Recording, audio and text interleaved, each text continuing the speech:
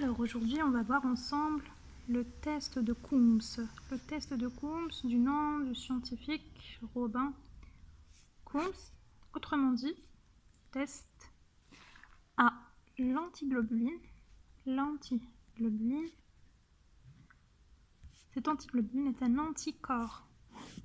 Alors ce test consiste en la recherche d'anticorps présents dans le sang.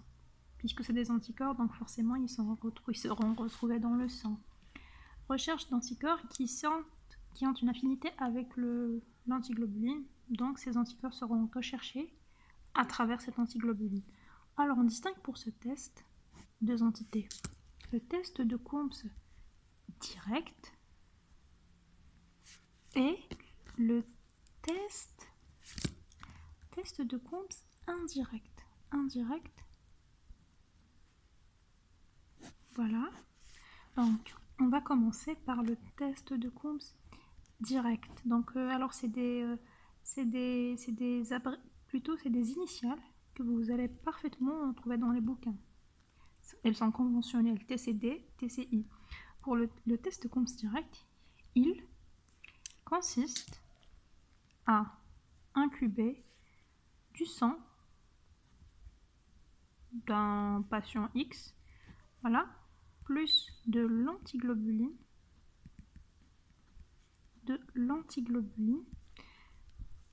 s'il y a agglutination, réaction que je vais vous expliquer tout de suite, on est face à un test de Coombs direct positif. C'est un test donc qui est en un seul temps, qui se fait en un seul temps. Contrairement au test de Coombs indirect qu'on va voir tout de suite. Donc on répète.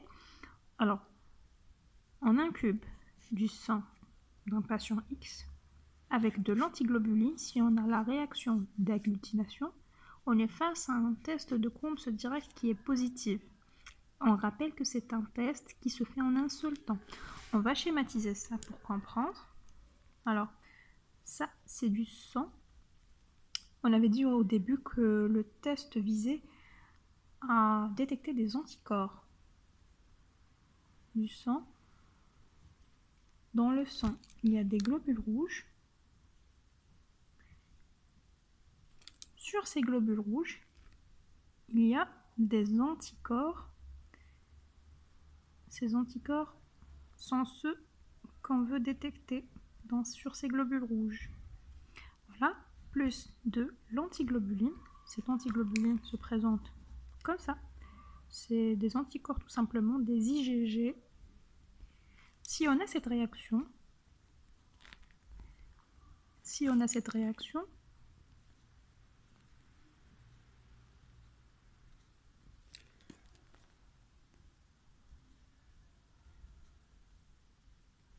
on peut avoir plusieurs anticorps sur un même érythrocyte, donc on va faire très schématiquement.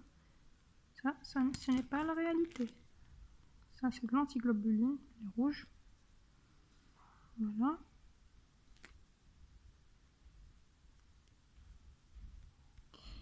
Voilà. Alors, on appelle ça une réaction d'agglutination.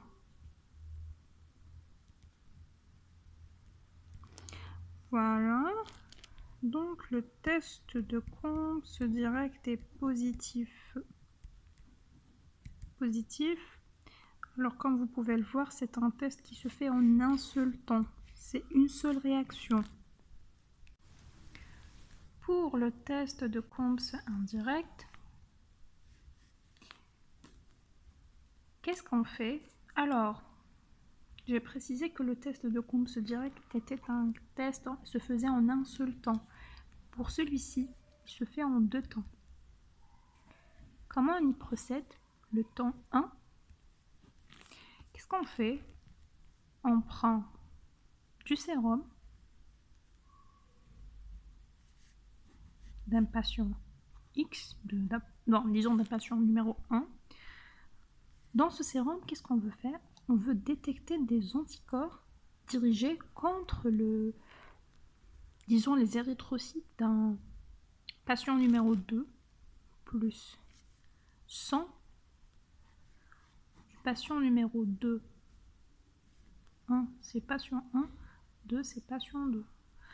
Donc l'exemple ultime dans ce cas, c'est l'immunisation fœto-maternelle. Ça, c'est le sérum de la maman. Et ça, c'est le sang du nouveau-né ou du fœtus. Voilà. Dans un deuxième temps, qu'est-ce qu'on fait? On met le sang 2 et le sérum 1 qui sont dans un même contenant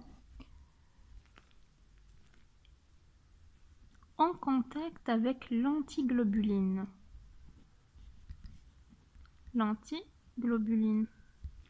Si agglutination,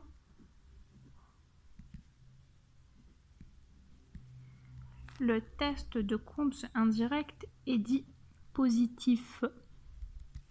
C'est un test qui se fait en 2 temps. Vous avez compris pourquoi. Alors, on va schématiser tout ça. Dans un premier temps,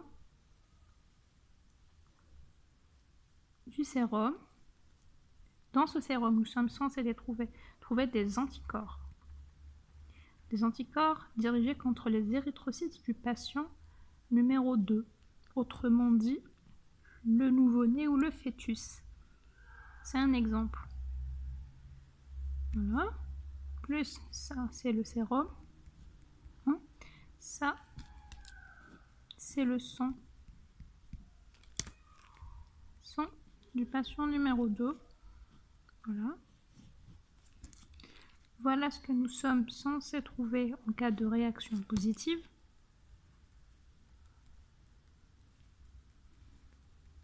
Voilà, ça c'est le temps numéro 1.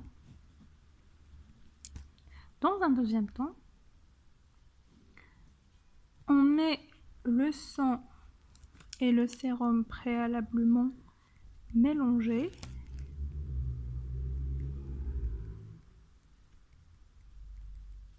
Au contact de l'antiglobuline. Si on a la même réaction que tout à l'heure, c'est-à-dire cette réaction,